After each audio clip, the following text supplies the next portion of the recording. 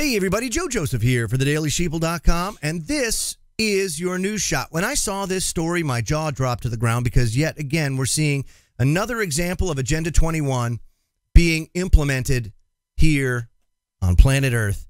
And this is out of Australia. News.com.au is saying that a Saudi prince's plan, a bold plan for a $640 billion futuristic megacity. These are what's called smart cities, and they're starting to pop up all over the world. I did a little research with some of my best friends in this fight, Aaron and Melissa Dykes, into these super cities or mega cities. Sometimes they're called mega regions, but they are indeed the places where they want to concentrate the majority of the human population. And this Saudi city is interesting because, of course, you know, Saudi Arabia is one of the most restrictive when it comes to human rights. It's one of the largest violators of human rights abuses. But when you see this commercial for NEOM, you're going to be blown away because you're going to see women jogging in bikini tops, working side by side with men. I mean, it looks nothing like the rest of the kingdom of Saudi Arabia. Now, in 2013, TrueStream Media wrote an article about these Agenda 21 smart cities, and I'm going to put that in the description box below. But if you think that our freedoms are limited commodities now, imagine, if you will, having either of those things living in a smart city control grid where everything you do is tracked, traced, chipped, and monitored 24 hours a day. Now, I talk about chips now, but of course, we're seeing the implementation of biometric identification popping up in more places all over the world, and that's where they're going to the point where you will not need a chip anymore because the AI will be able to identify you instantly by your biometric data.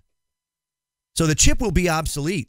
And then that, of course, will give them the bridge to the computer-brain interface. And once that happens, the way you think, the way you interface with that computer will be as unique as a fingerprint. And you won't need the biometric functions or the biometric identification anymore. So that's your migration. Over in Dubai, they have a city called Masdar City, or the City of the Future, which is currently being built at a price tag of $22 billion. That was in 2013. Think about that. Masdar City, $22 billion price tag. NEOM, $640 billion price tag, said to be, or planned to be, 33 times, interesting number, 33 times the size of New York City.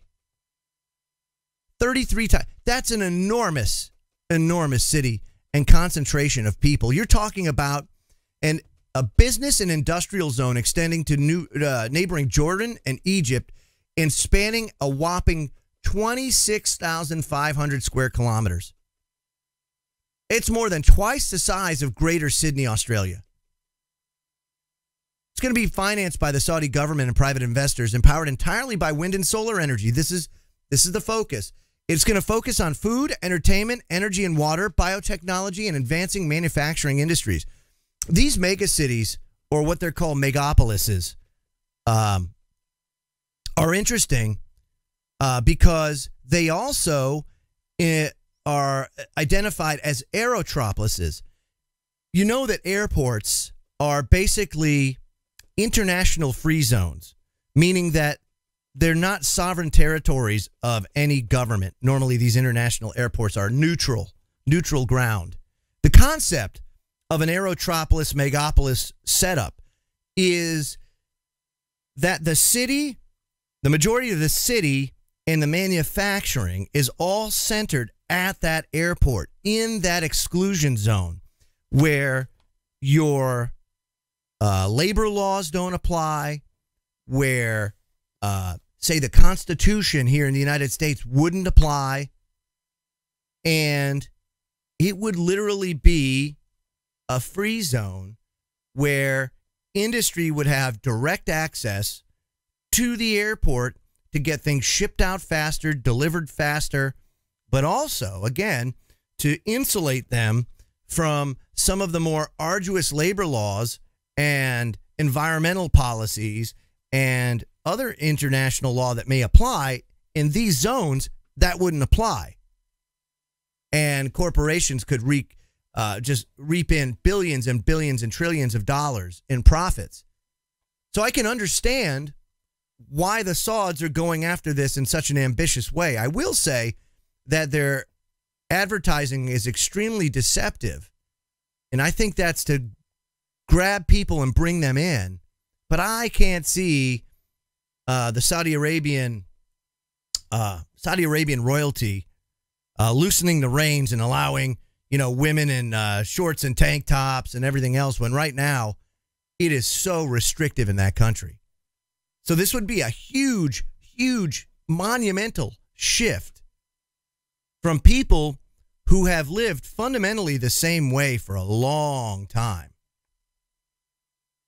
This, my friends, is the largest and most ambitious megapolis ever planned or created.